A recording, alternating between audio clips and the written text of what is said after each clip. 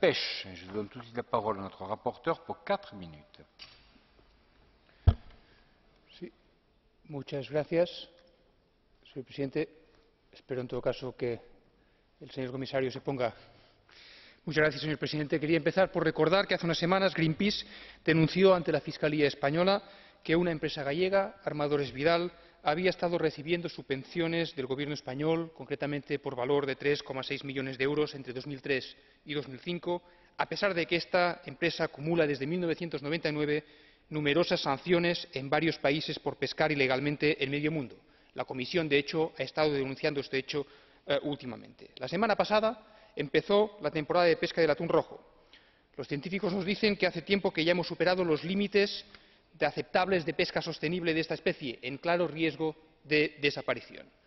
Estos días, la ministra española de Defensa se encuentra en Somalia dirigiendo el operativo de protección a la industria atunera desplegada en el Índico frente a los ataques de la piratería.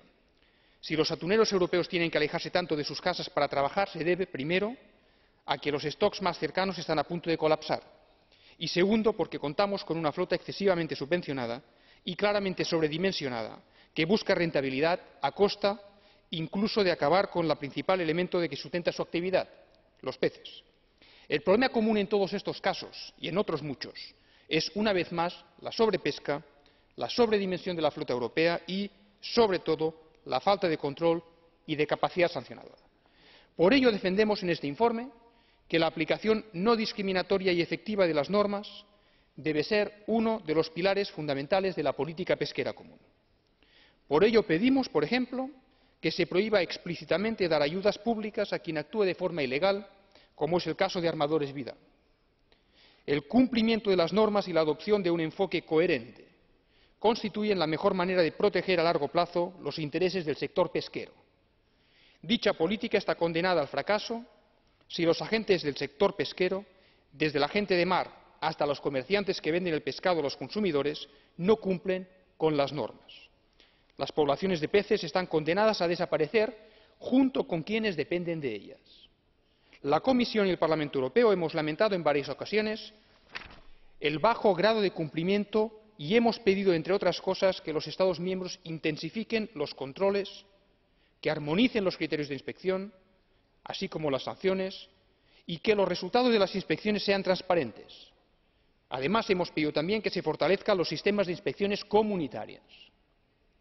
La propuesta de reglamento motivo de este informe aborda la necesaria reforma del régimen de control existente y plantea una serie de recomendaciones que hay que añadir a las ya existentes tras la aprobación del reglamento sobre pesca ilegal no declarada y no reglamentada, la pesca IUU, o del reglamento relativo a la autorización de las actividades pesqueras.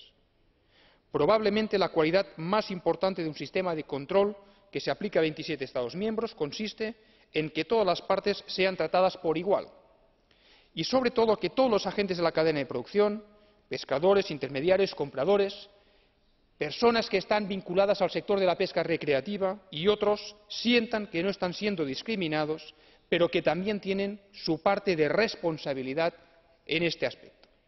Debe asegurarse, por tanto, la igualdad de condiciones en toda la comunidad, pero también en toda la cadena de custodia.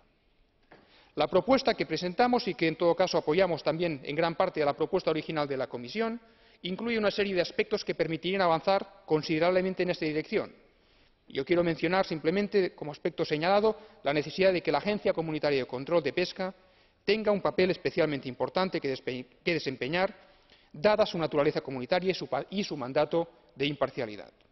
Por ello, espero que las enmiendas que hemos presentado a última hora también, para acabar de concretar el informe, sean aceptadas por el resto de los colegas, como ya ocurrió en el debate que tuvimos en comisión, y espero, efectivamente, que sea un instrumento útil para salvar a quienes debemos salvar, que son no solamente los stocks, sino las poblaciones que viven de ellos. Muchas gracias.